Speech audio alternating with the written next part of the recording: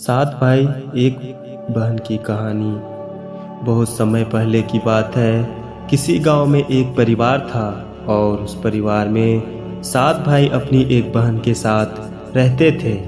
उनके माता पिता नहीं थे। यह उस समय की बात है जब लोग जंगली जानवरों को शिकार करते थे तथा औरतों का काम घर परिवार और बच्चों को संभालना होता था। ये सातों भाई उस गांव में अपनी बहन के साथ बड़े प्रेम से रहते थे। सातों भाई जंगल में जाकर जंगली जानवरों का शिकार करते थे और शिकार करके जब घर लाते थे तो बहन उन जानवरों को काटकर उनके मांस को पकाती थी और सभी मिलकर बड़े प्रेम से भोजन किया करते थे। ऐसे ही दिन गुजर रहे थे। एक दिन सातों भाई जंगल में शिकार करने के लिए निकले थे।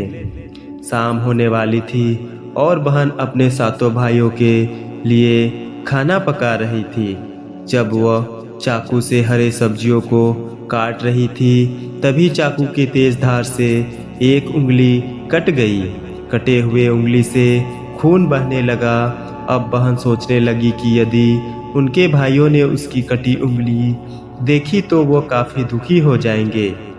इसीलिए उसने सोचा कि अपने भाइयों को इसके बारे में नहीं बताना चाहिए और उनसे यह बात छिपाकर रखना चाहिए। उसने अपनी ओढ़नी और दीवारों पर खून को पोंछना चाहा, लेकिन फिर दिमाग में विचार आया कि यहाँ तो मेरे भाई आसानी से देख लेंगे। फिर उसने अपने खून को साग में ही पोंछ दिया। जब शाम को सातों भाई शिकार करके आए तो बहन ने भाइयों के लिए भोजन परोसा।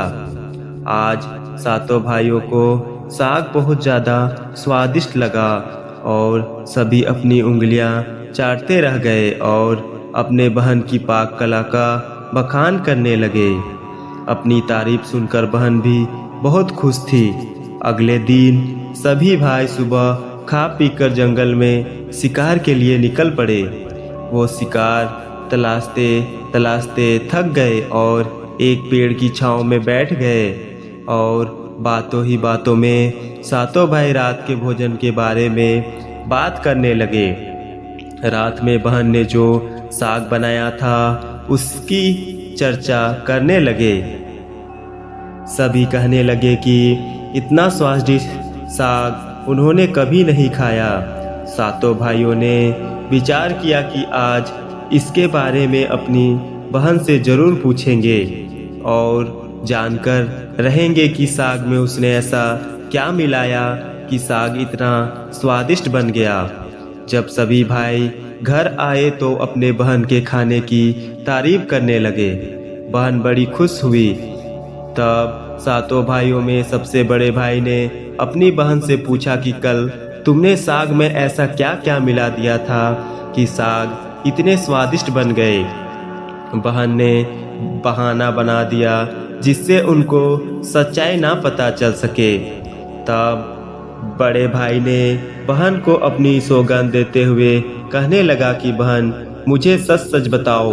तब बहन से सब कुछ सच सच बता दिया और कहने लगी कि साग में मैंने अपना थोड़ा सा खून मिला दिया था क्योंकि चाकू से मेरी उंगली कट गई थी। उसके बाद सभी सातों भाई भोजन करके सोने के लिए चले गए। तभी सातों भाइयों में से सबसे बड़े भाई ने कहा कि खून की चंद बूंदों मिलाने से साग इतना स्वादिष्ट बन गया तो बहन का मांस कितना स्वादिष्ट होगा। सभी भाइयों ने अपने बड़े भाई की हाँ में हाँ मिलाई और अगले दिन भोजन करके सभी भाई शिकार के लिए निकल पड़े। सातों भाइयों ने अपनी बहन को जान से मारने का प्लान बना लिया और कहा कि उसको मारकर उसका मांस पकाकर खाएंगे। लेकिन यह बात सातों में से सबसे छोटे भाई को पसंद ना आई। वह अपनी बहन को बचाने के लिए बहुत बेचैन था।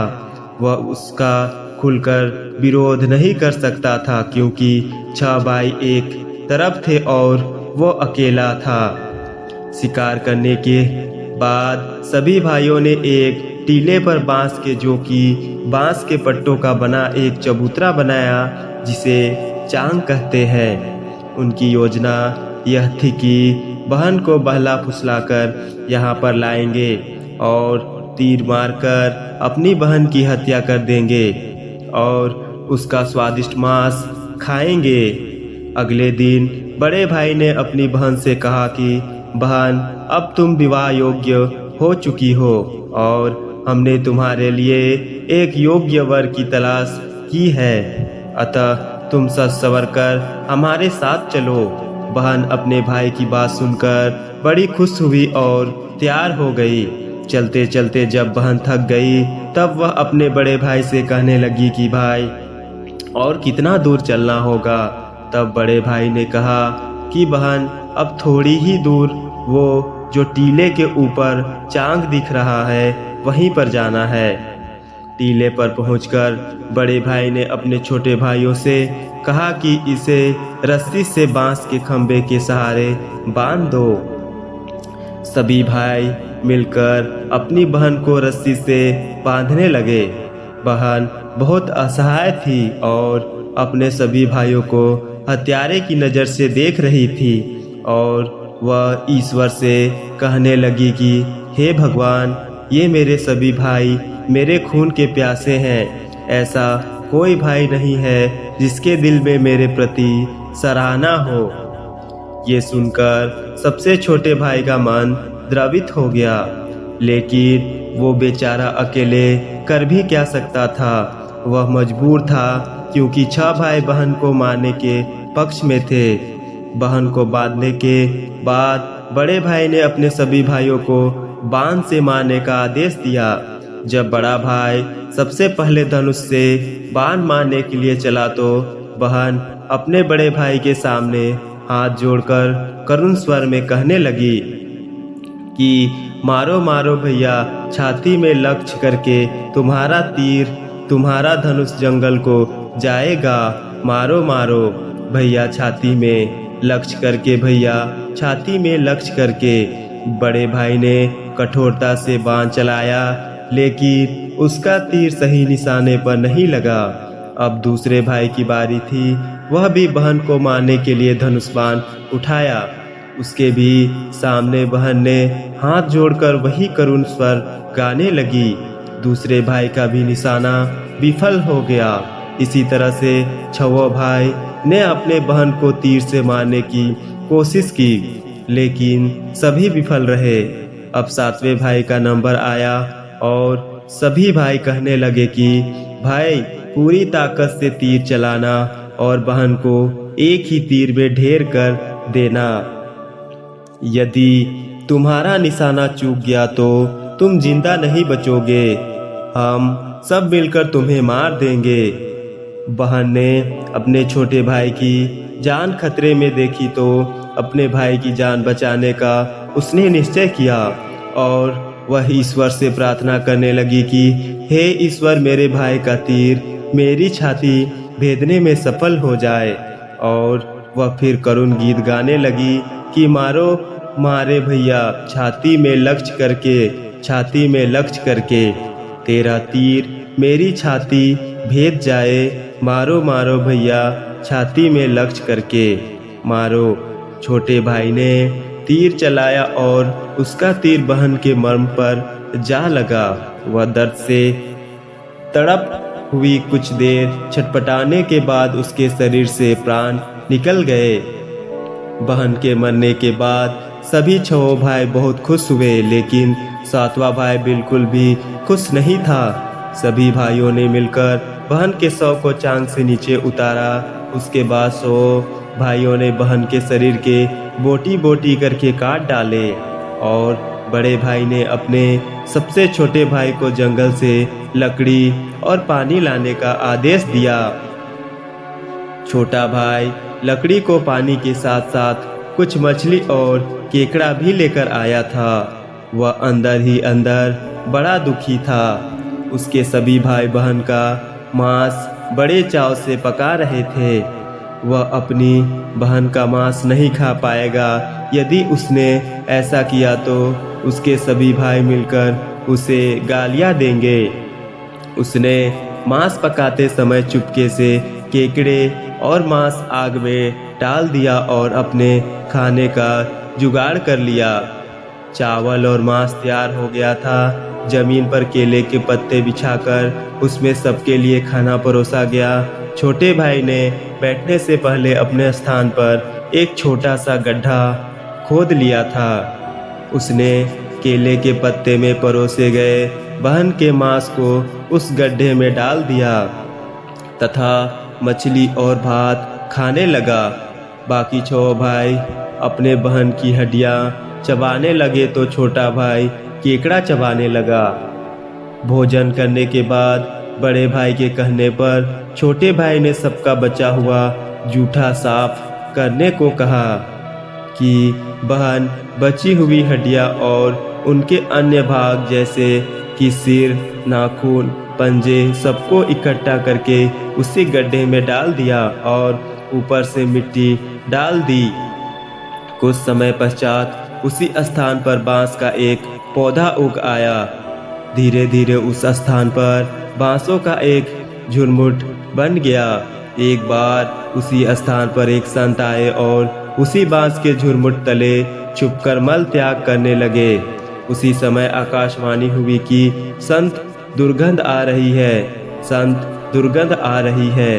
बार बार यही आकाशवाणी हो रही थी तो संत ने झटपट उस स्थान को साफ कर दिया और उन्होंने झुरमुट में से एक बांस काट लिया और उसकी बांसुरी बना ली और उस बांसुरी को बजाकर लोगों के घर भिक्षा मांगने जाया करते थे और बदले में बहुत सारा उपदेश देते थे।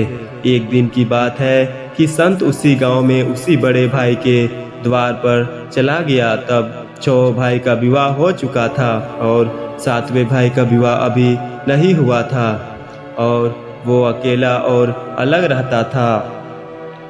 जो ही संत ने बड़े भाई के आंगन में कदम रखा उसी समय बांसुरी बोल उठी कि नहीं बाजो रे बांसुरी, यही है दुश्मन सबसे बड़ा। बड़े भाई के घर नहीं बाजो रे बांसुरी, दया प्रेम सब छोड़कर रिश्ते में यही दाग लगाया है। नहीं बाजो रे बांसुरी, यही दुश्मन है सबसे बड़ा। बड़े भाई के घर नहीं बाजो रे बांसुरी। योगी के बांसुरी से बार बार यही आवाज निकल रही थी जिसको सुनकर बड़े भाई के पसीने आने लगे। उसने अपनी पत्नी से योगी को तुरंत भिक्षा देकर विदा करने को कहा। ऐसे करके संत सभी 6 भाइयों के पास गए। सभी के सामने यह बांसुरी वही गीत गाने लगती। सभी भाइयों ने अपनी पत्नी से भिक्षा दिलवाकर उस संत को अपने द्वार से विदा कर दिया।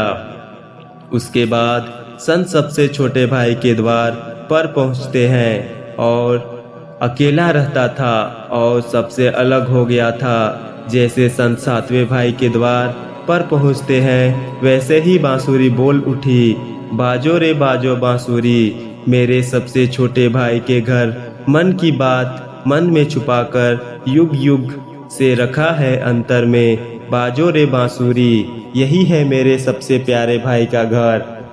योगी के बांसुरी से यह प्यारा संगीत सुनकर छोटे भाई ने उस संत का अपने घर से स्वागत किया और संत को बैठने को कहा।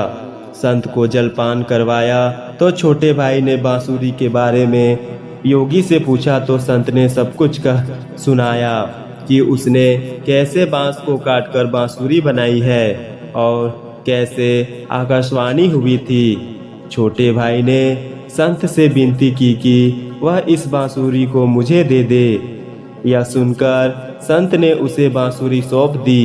संत के चले जाने पर छोटे भाई ने बांसुरी को अपने सिरहाने पर धूप दीप जलाकर बड़े सम्मान के साथ रख दिया। कुछ समय बाद छोटे भाई के घर में परिवर्तन दिखाई देने लगा। जब वो काम से घर लौटकर आता तो अपना घर साफ सुथरा पाता। जब रोज रोज उसके गैर मौजूदगी में उसके घर की सफाई होने लगी तो वह अपने भाइयों से जाकर पूछने लगा कि हमारे गैर मौजूदगी में क्या आप लोग हमारे घर की साफ सफाई करते हैं? तो सभी ने कहा, हमें अपने काम से फुर्सत ही नहीं मिलता, तो हम तुम्हारे घर पर साफ सफाई करने के लिए क्यों आएंगे? यह सुनकर छोटे भाई ने यह निश्चय किया कि वो आज छुपकर देखेगा कि उसकी गैर मौजूदगी में उसके घर की साफ सफाई कौन करता है। इसीलिए छोटा भाई काम पर नहीं गया और घर में छुपकर देखने लगा। घर सुनसान होने पर जिस स्थान पर उसने बांसुरी स्थापित की थी, उसी बांसुरी में से उसके बहन के शक्ल की एक लड़की निकलती है। उसके घर का सारा काम करके उसे बांसुरी में समा जाती है। यह सब देखकर छोटे भाई को अपनी आंखों पर विश्वास नहीं हुआ। उसके बाद उसने यह बात अपनी बड़ी भाभी को बताई, तो बड़ी भाभी ने अपने छोटे देवर को समझाया कि जैसे ही लड़की बांसुरी से बाहर निकले, तुम उस बांसुरी को आग के हवाले कर देना। उसके बाद उस पर तुलसी जल छिड़क देना, फिर देखना कि क्या होता है। छोटे भाई ने अपनी बड़ी भाभी के कहे मुताबिक सारा काम किया। वह बांसुरी से लड़की के निकलते ही बांसुरी को आग के हवाले कर दिया और लड़की पर तुलसी जल छिड़क दिया। तुलसी जल के स्पर्श से वह लड़की मानव रूप में आ गई। भाई ने देखा तो यह उसकी छोटी प्यारी बहन है। उसने अपनी बहन को गले से लगाया। उसके बाद दोनों भाई बहन बड़े प्रेम से रहने लगे। बहन ने भाई को और भाई ने बहन को अपना लिया और दोनों उसी घर में प्रेम पूर्वक रहने लगे।